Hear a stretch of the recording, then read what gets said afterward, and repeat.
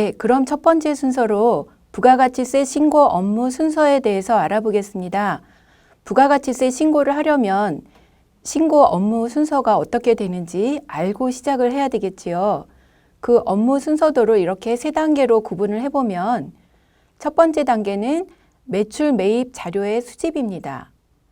매출 매입 자료는 거래처로부터 수집하기도 하고 홈택스에서 수집하기도 합니다. 이렇게 수집된 자료는 두 번째 단계에서 자료 입력을 해야 하겠죠. 이렇게 자료 입력이 끝나고 나면 마지막 단계가 신고서와 부속 명세서의 작성입니다. 자, 그러면 한 단계씩 조금 더 자세히 살펴보면은요. 첫 번째, 매출 매입 자료의 수집입니다. 거래처로부터 수집해야 되는 자료는 홈택스에서 수집할 수 없는 자료들입니다. 예를 들면 종이세금 계산서, 그리고 전자상거래 매출 내역. 전자상거래가 있는 경우에는 각 전자상거래 사이트에 들어가서 매출 내역을 다운받아야 되는데 이거는 회사에서 해주기도 하고 회사에서 해줄 수가 없는 경우에는 이제 여러분들께서 각 사이트의 아이디와 비밀번호를 받아서 들어가서 매출 내역을 조회해야 합니다. 그리고 수출 및 영세율 매출 자료에 대해서도 수출 신고서 등을 거래처로부터 받아야 되고요. 수입이 있는 경우에는 수입 세금 계산서가 발행이 되기는 하지만 기타 수입 신고서 등을 거래처로부터 받아야겠습니다. 다음으로 홈택스에서 자료 수집인데요. 최근에는 홈택스에 그 많은 자료들이 있기 때문에 사실 대부분의 자료들은 홈택스에서 수집할 수가 있습니다. 홈택스 자료를 수집하는 방법은 또 두 가지로 나눠볼 수 있는데 홈택스에 있는 자료를 스크래핑하는 것입니다. 전자세금 계산서나 현금 영수증, 그리고 사업용 신용카드 내역은 홈택스에 있는 거래 내역을 그대로 프로그램으로 스크래핑 해 오면 됩니다. 그리고 홈택스의 세무대리인 메뉴에 들어가면 여러 가지 합계표들을 조회할 수 있는데요. 전자세금 계산서 합계표, 그리고 카드 매출 합계, 현금 영수증 매출 합계, 그리고 사업용 신용카드 합계, 예정고지 세액 등이 조회 가능합니다. 자, 이렇게 자료가 수집되고 나면 이제 자료를 입력해야 하는 단계인데요.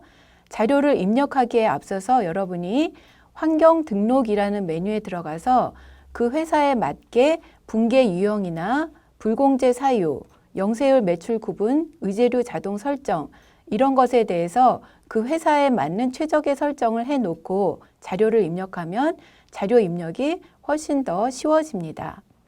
그리고 여러분이 갖고 있는 매출 매입 자료에 대해서는 그 자료마다 어떤 입력 방식으로 하는 것이 가장 효율적인지 다를 수가 있습니다.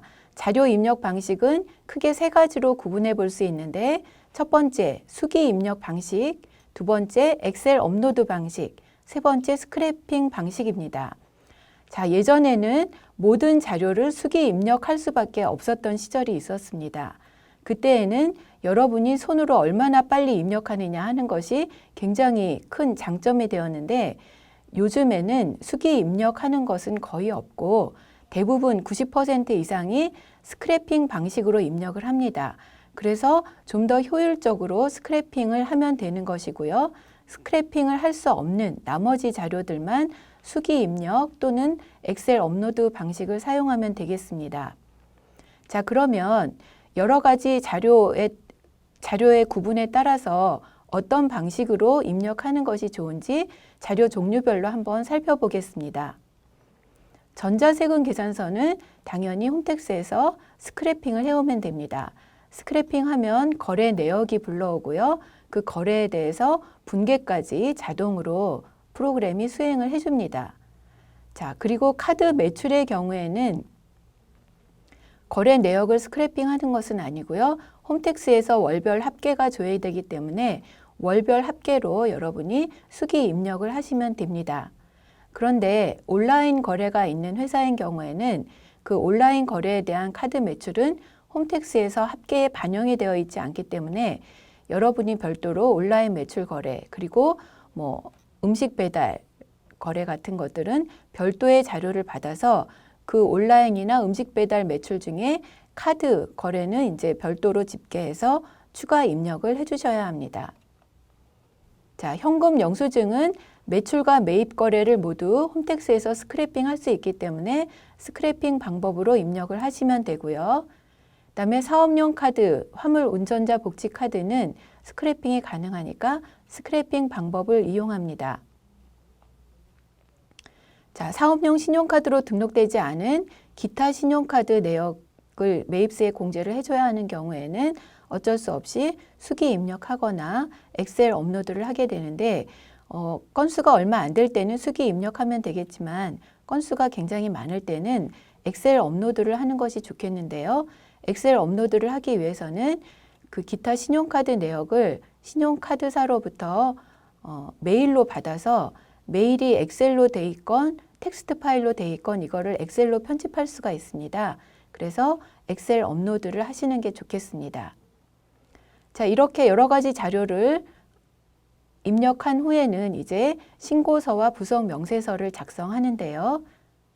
자, 신고서는 부속 명세서의 작성이 다 끝난 다음에 마지막 단계로 합니다. 그래서 부속 명세서를 먼저 작성을 해야 하는데, 자, 부속 명세서가 굉장히 종류가 많아서 그 중에 어떤 부속 명세서를 작성해야 되는지를 여러분이 일단 판단을 해 주셔야 되고요. 그 부속 명세서의 판단은 이 회사가 어느 업종인지 그리고 어떤 매출 매입 자료가 있었는지에 따라서 달라집니다. 그래서 각 부속 명세서를 다 하나씩 작성을 한 후에는 마지막으로 신고서를 작성해서 마감을 하고 마감한 신고서를 검토한 후에는 전자신고를 하게 됩니다. 그리고 전자신고를 하고 나면 홈택스에서 가상계좌가 기재된 납부서를 출력할 수 있기 때문에 이 납부서를 거래처에 전달하시면 되겠습니다. 그리고 영세율 첨부 서류나 대손 공제 서류 등 이런 부속 서류를 제출해야 되는 경우에는 우편으로 제출할 필요가 없이 그 홈택스에서 전자 제출하는 방법으로 제출을 하시면 되겠습니다. 자, 이렇게 해서 부가가치세 신고 업무 순서에 대해서 간략하게 살펴보았습니다.